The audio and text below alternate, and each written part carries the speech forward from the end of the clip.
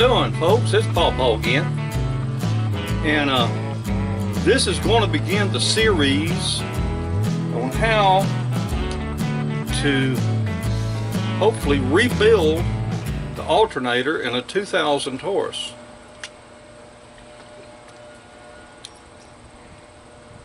I'm going to warn you ahead of time, there might be some mechanic language.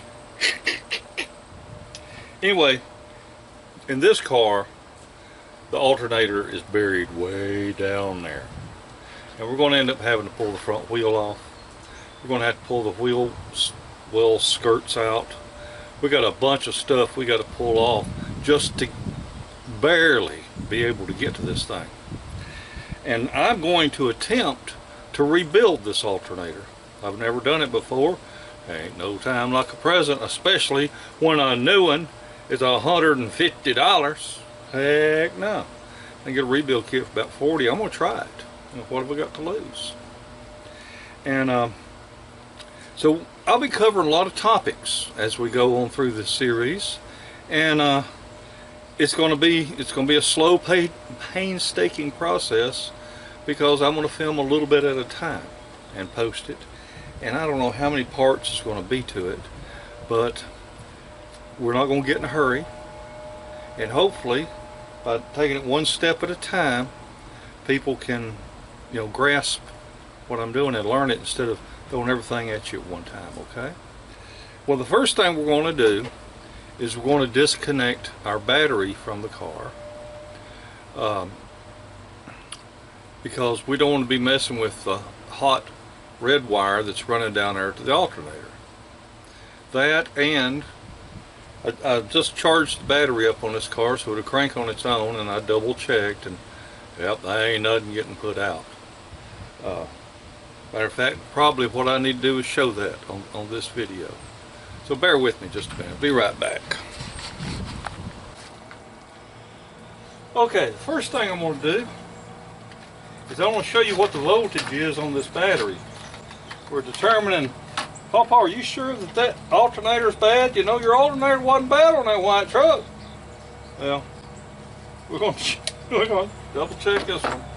The battery's charging up real well. I don't have a thing where I can zero this out, but let's see.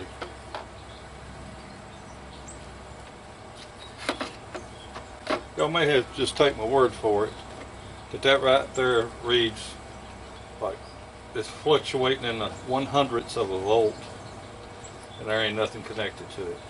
Alright, so let's hook it to the battery here.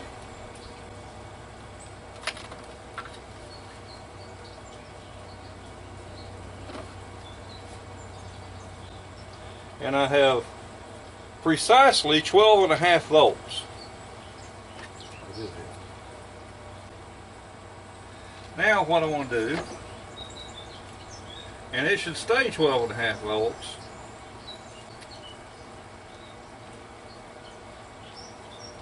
until I start it. Okay. When the engine is running, I ought to be able to read a higher voltage. So let me reach over here and start the car.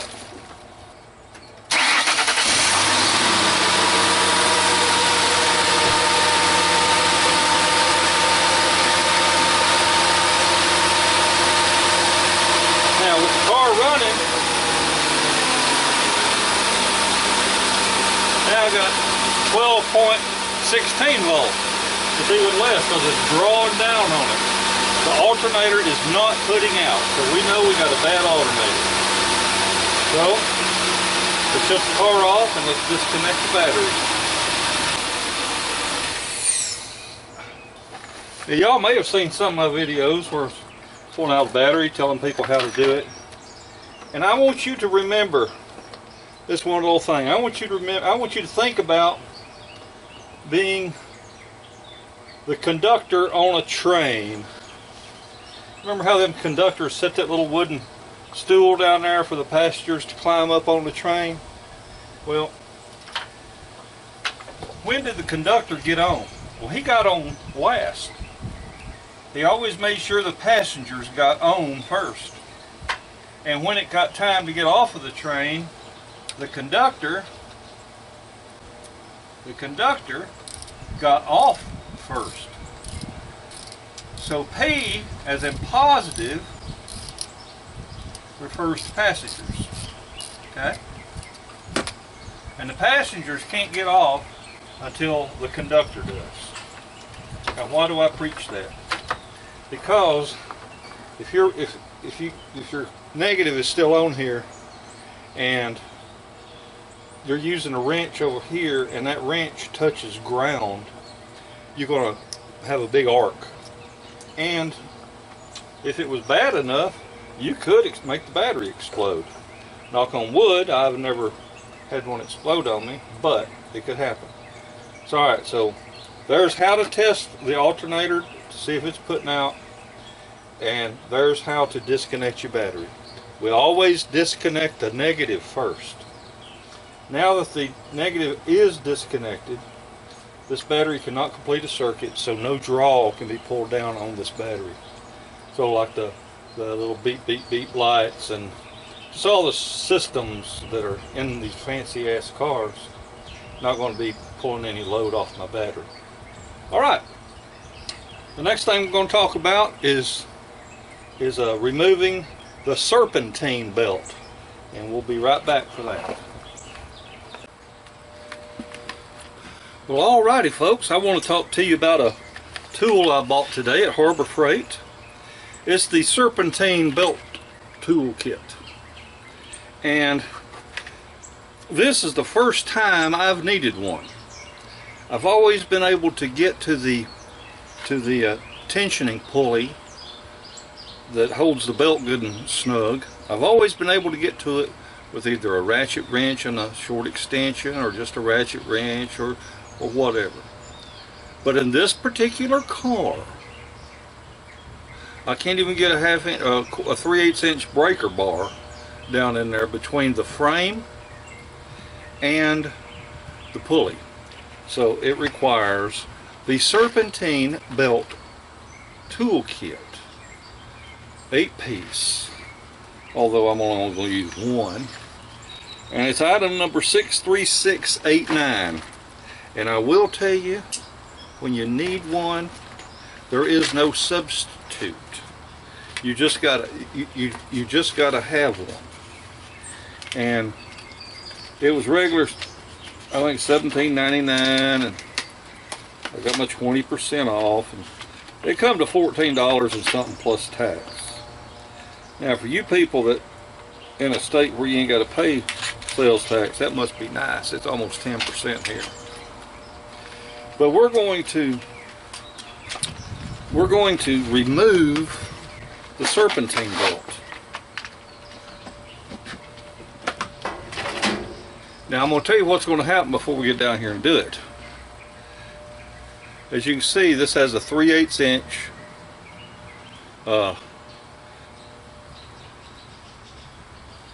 inch drive on it, and they're easy enough to make. I mean, you could just take you a metal bar, drill a hole in it, stick this in there, and then weld it up on the back, because that's exactly what they did. But then I wouldn't be able to talk about a tool I bought. I love new tools.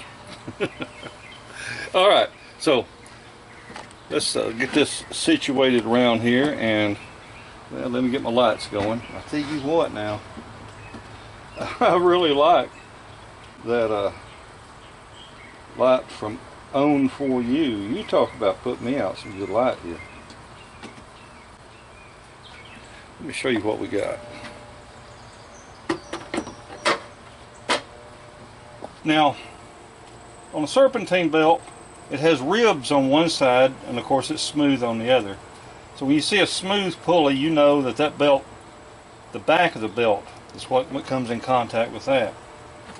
And if you don't have a diagram, which this car don't have one, if you don't have a diagram of how this is supposed to go, I recommend you draw you one, or at least film it or photograph every step you're making.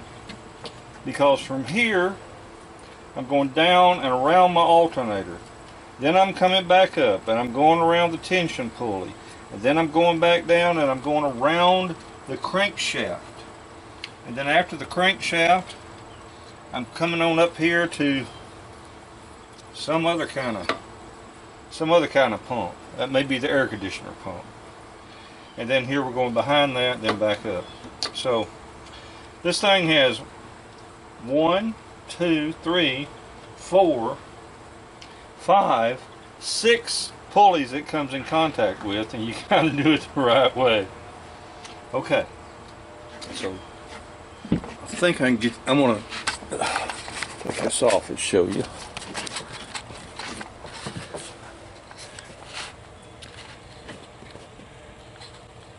Now,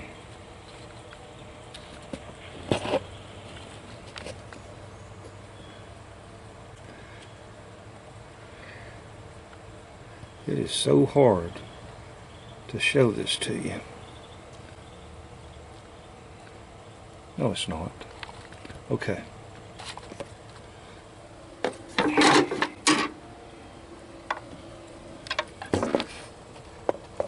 Now, what I want to show you is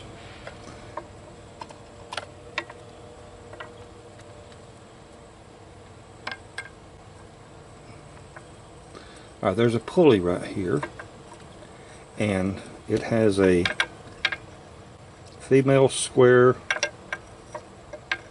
for this male to slide in, and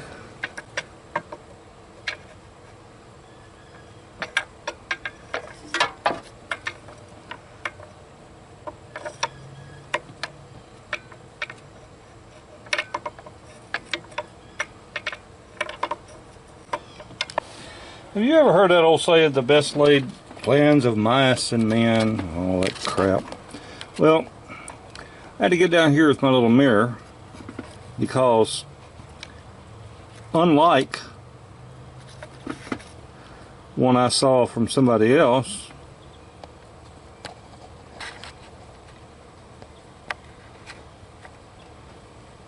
I need to use a socket on here. So I got to find the right socket to fit on there, and we'll be right back. Little telescoping mirror is a handy little thing to have now, let me tell you. When you need one, there ain't no replacing it. Well, folks, that's going to end today's episode. Everybody else has that square female hole down there to stick this in, where you can, take tension off the belt. Does mine? No. Mine requires a wrench or socket 15 millimeter. Well, it's all right. This 15 millimeter comes with the kit. So you say, well, no problem then, Paw, stick it right down in there. Problem is, there ain't enough room. There is not enough room between the frame of this car and that idler pulley, or that tension pulley, to get this down in there. I mean, I need almost another 1/4 of an inch. So I grabbed one of these offset wrenches. This is just an example, like this right here, and I was able to get on there. However, the other end of the wrench was getting in the way of the power steering fluid reservoir hose, and getting ready to start talking like a daggum upset mechanic. So we're going to stop right here. We're going to pretend that we've accomplished something today, and stop right there. There ain't no telling how many parts going to be this series, y'all. Have a wonderful day, and a better tomorrow. It's 90-something freaking degrees out here. I'm burning up. It's time to go to the house, get some cold water to drink. Bye.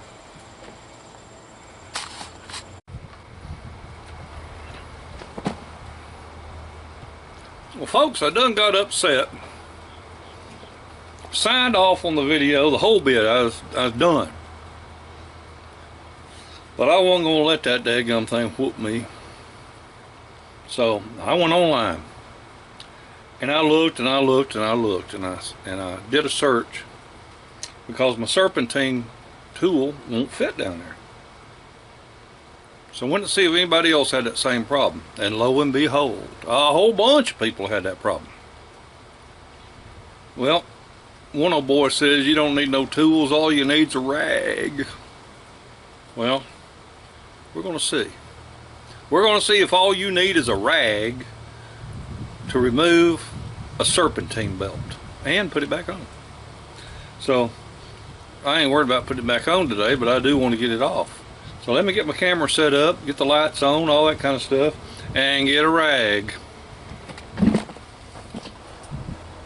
Alright, this is just your standard 13 by 14 inch shop towel, and we're going to run that towel in behind this belt. I think I'm going to try it from back here.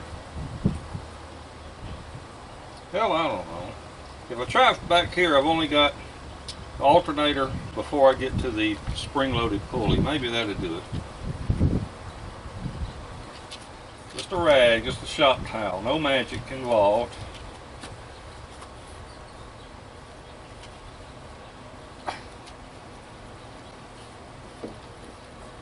Okay. Let's see what happens. Will you look at that?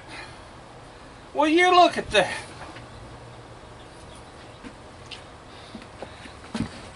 Now, by God, that was slicker than snot on a doorknob. Ha ha ho! Well, I tell y'all what. Of course, my camera's crooked. There we go. I'll tell y'all what, now that was a trick, wasn't it? I never seen nothing like that. Hope it goes back home just as easy. But anyhow, so that's how you get the serpentine belt off. Never seen nothing like it in all my life. Just a rag. Alright. Folks, it's 93 degrees out here. I'm going in there where it's air conditioned. Y'all have a wonderful day and a better tomorrow. Bye, everybody.